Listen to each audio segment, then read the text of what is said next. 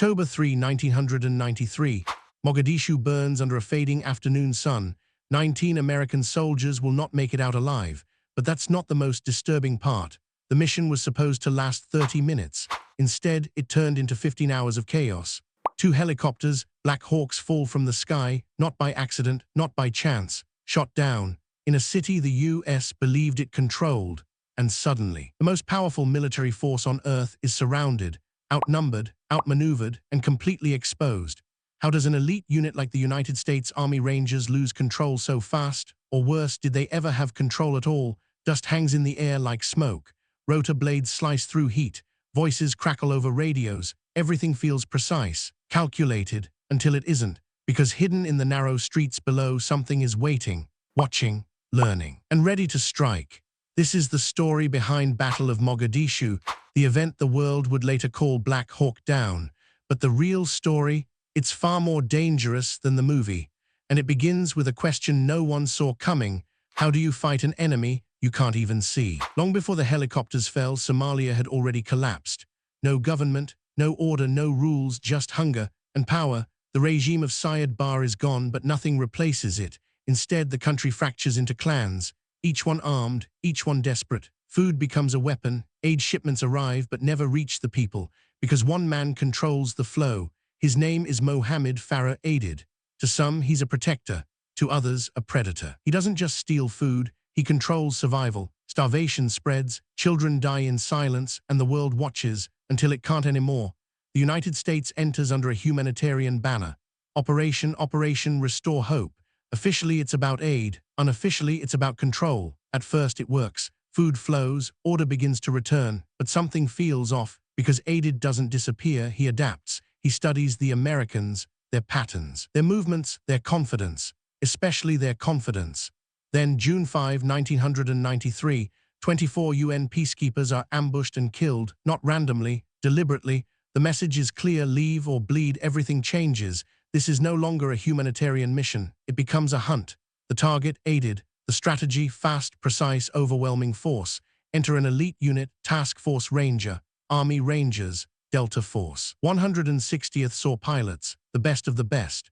They've done this before, in and out, surgical strikes, no mistakes. But Mogadishu isn't like other battlefields. There are no front lines, no uniforms, no clear enemy. Just civilians who might not be civilians, just streets that don't behave like streets. And one hidden truth no one wants to admit: Aidid isn't fighting to win, he's fighting to trap.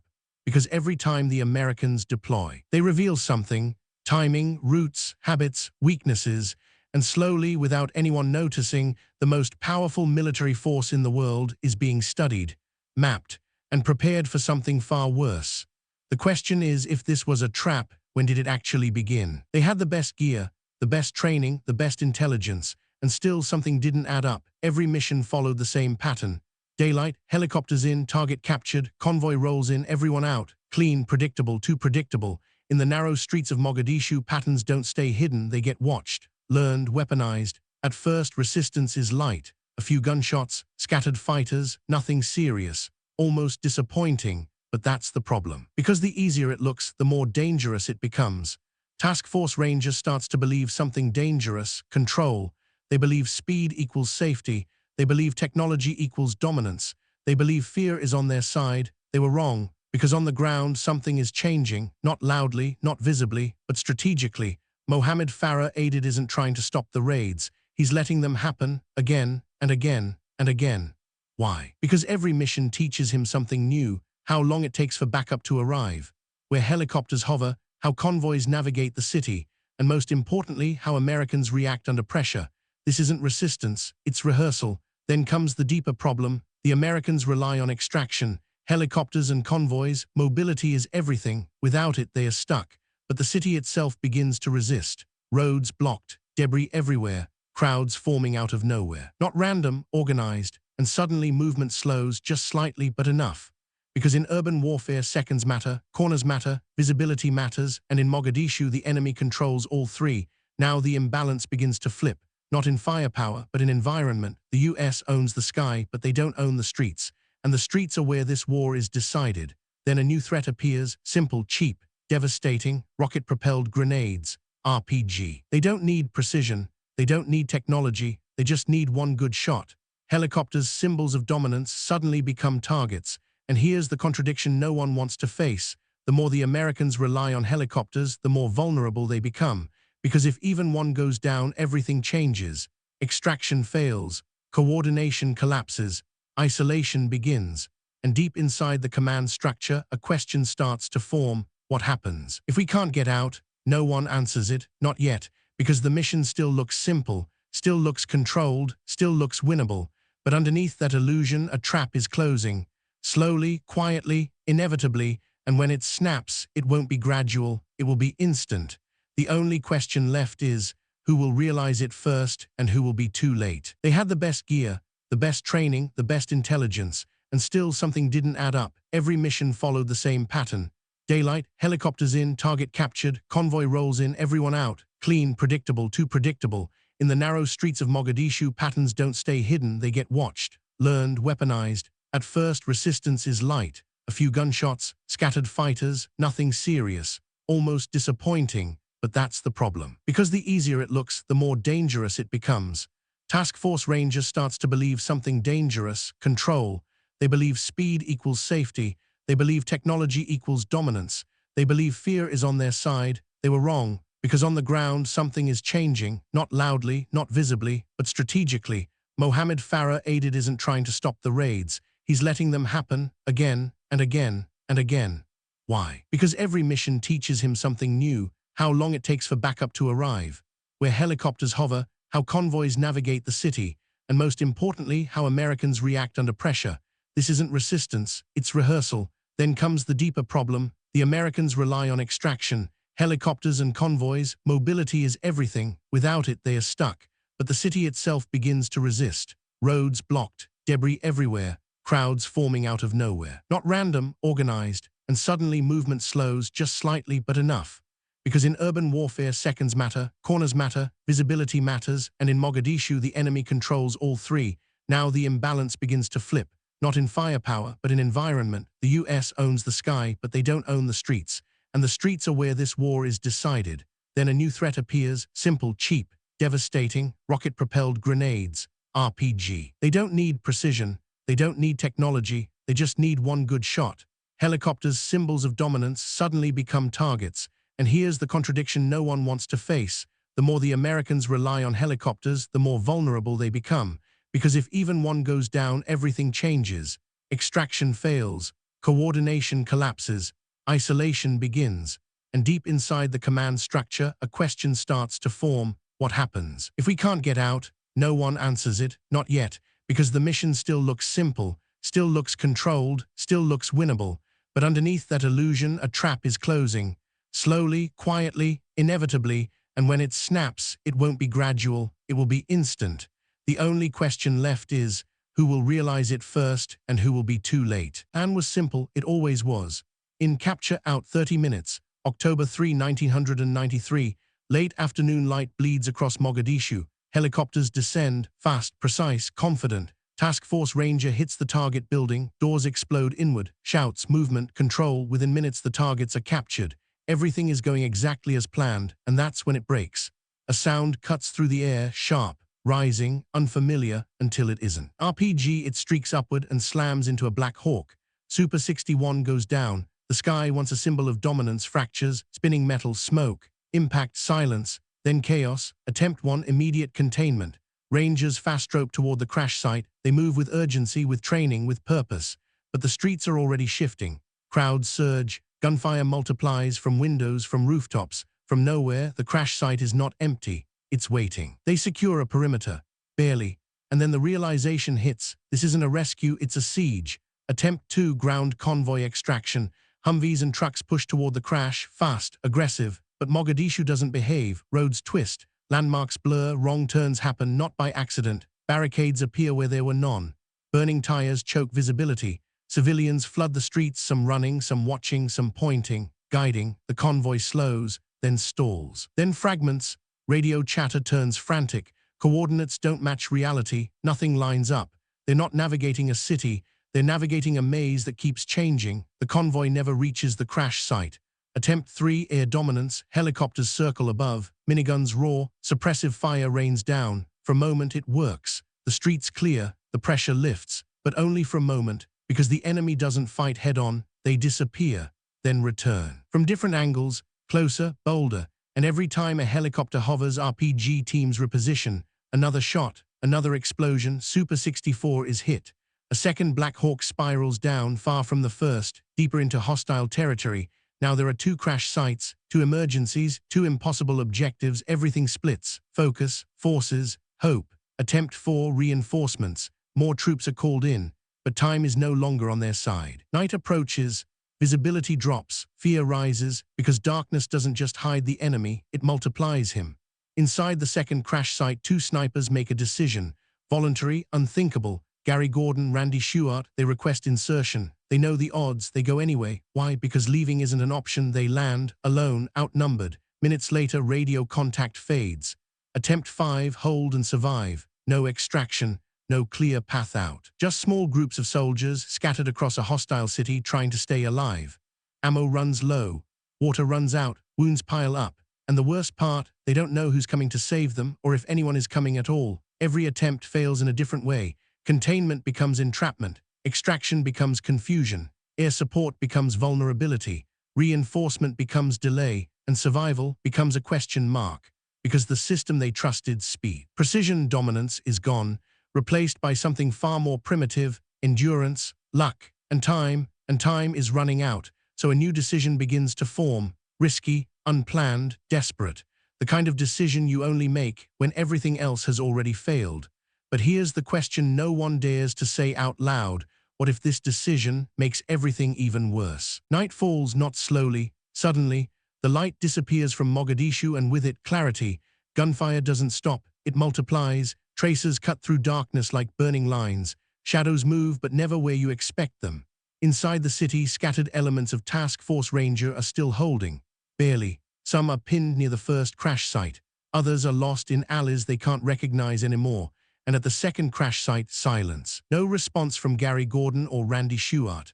Only the echo of what everyone already knows, but no one confirms. 2 crash sites, dozens of isolated soldiers, hundreds, maybe thousands closing in, and one terrifying reality: there is no fast way out. Command faces a choice, not tactical, not strategic, existential. Leave the trapped units behind or commit everything, because any rescue now won't be clean, it will be loud, slow, visible. A convoy large enough to break through the city won't go unnoticed. It will attract everything. And yet there's no alternative, so they decide. A full-scale ground rescue, not just American forces, but a coalition, Pakistani tanks, Malaysian armored carriers, US infantry and improvised force assembled under pressure, different units, different training, different communication systems, thrown together in the dark. It shouldn't work, but it has to. Because time has run out, the plan is simple: drive in, reach both crash sites, extract survivors. But there's a problem no map can solve. The city has already adapted. Every road is a risk, every intersection a potential ambush. And unlike before, there is no element of surprise. Everyone knows they are coming. Inside the convoy, engines rumble, metal vibrates, hands grip weapons tighter than before. No one speaks much. Because everyone understands something now they didn't understand that morning. This is no longer a mission. It's a gamble where speed is limited, visibility is gone, and the enemy chooses when to appear. Then another realization hits quietly, cold. Even if they reach the crash sites, even if they load the wounded, even if they fight their way out, there may not be enough space. Some will have to run through a city that wants them dead. And suddenly, survival isn't just about holding position. It's about movement, exposure, endurance. A plan begins to form inside the chaos. Unspoken, unwritten. If extraction vehicles can't carry everyone, the rest will move on foot, together through the night, into gunfire, into uncertainty. And here's the part no one can calculate: how long can a human body keep running under that kind of pressure? Because what's coming next isn't a battle. It's something far more brutal. A test of will, of fear, of limits. And once it begins, there's no stopping it. Only one question remains: who breaks first, the soldiers or the city? Engines roar, then they stop. The convoy can't go further, not fast enough, not safe enough. So they do the unthinkable, they get out. Boots hit the ground hard, heavy, final. This is it. The street is long, too long, dark but not empty. Somewhere ahead, gunfire cracks. Behind them, more movement. Every direction feels wrong. and then someone says it's short, controlled, unavoidable. Run, they move. At first tight formation, weapons up, eyes scanning, then faster. Because standing still is death. Bullets snap past, close, too close. Shadows peel away from walls, figures emerge, disappear, reappear, no clear enemy, just pressure from everywhere. This becomes known as the Mogadishu Mile. Not planned, not measured, not controlled, just survival. Each step burns, gear weighs heavier, breathing turns sharp. Uneven, some fall not dead, just exhausted. But exhaustion here is a sentence. Others grab them, drag them, push them forward. No one stops, because stopping means being surrounded, and being surrounded means the end. Overhead, helicopters return, not to dominate, to protect. Miniguns fire short bursts, careful because below are their own men. The sky is no longer an advantage. It's a fragile shield. Ahead, a flicker of something different, lights, vehicles, the extraction point. But it feels too far, always just a little further. Behind them, the city doesn't slow, it presses harder, louder. Closer at the crash sites, those who remain hold positions that barely exist anymore. Walls collapse. Ammo runs dry, time stretches. Inside the second crash site, there is no rescue, only the aftermath of a last stand. Gary Gordon, Randy Shewart gone. Their decision buys time, but costs everything. Back on the street, the run continues. Legs shake, vision narrows, sound distorts, but something changes. Not the enemy, not the environment, the soldiers. Fear becomes focus. Pain becomes background. Movement becomes instinct. Because now there is only one objective left. Make it one more step, then another, until finally they reach it. Armored vehicles, allied forces, a line that separates chaos from survival. Hands grab them, pull them in. Some collapse instantly, others keep scanning even inside safety because their minds haven't caught up yet. Behind them, the city still burns, still moves, still watches. The battle doesn't end cleanly. It never does. It just stops. And in the silence that follows, one question lingers heavier than everything else. Was this survival or escape? Morning comes slowly, not with relief, with exposure. Sunlight reveals what the night tried to hide. Burned out vehicles, shattered walls, spent shells scattered like footprints of chaos. In Mogadishu, the silence feels unnatural because just hours ago it was alive with violence. Now it's something else. After nearly 15 hours of fighting, the battle ends. 19 American soldiers are dead, dozens wounded, hundreds of Somali fighters killed, maybe more. But numbers don't explain what really happened. They never do, because on paper, the United States should have dominated. Better weapons, better training, total air superiority, and yet the outcome feels different. Battle of Mogadishu is not a clear defeat, but it's not a victory either. It's something far more dangerous, a realization. The strongest military in the world can be forced into survival, not by equal power, but by adaptation. Mohammed Farah aided never needed to win the battlefield. He only needed to change the rules of it. Turn speed into vulnerability, turn technology into targets, turn the environment into a weapon, and most importantly, turn time against the enemy, because the longer the Americans stayed, the weaker they became, and the stronger the city grew. This battle reshapes policy, strategy shifts, intervention becomes hesitation. Months later, U.S. forces withdraw from Somalia, but something else stays behind, an image, a soldier dragged through the streets, broadcast across the world, not just a moment of brutality, but a psychological shock, because it breaks an illusion that modern war can be controlled.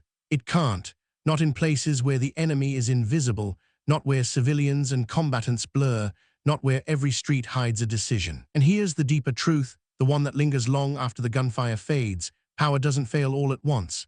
It erodes quietly, step by step, assumption by assumption, until one day it collapses under conditions it never prepared for. The soldiers who ran that night, they survived, but survival came with a cost. Not just physical, psychological, because they saw something few ever do, the moment when control disappears, and in its place only instinct remains. Years later, the story is retold in Black Hawk Down. Explosions, heroism, chaos, but even that version doesn't fully capture it, because the real story isn't just about battle. It's about limits of power, of strategy, of human endurance. And maybe the most unsettling question of all, still unanswered: if the same conditions happened again, different city, different enemy, would anything actually change?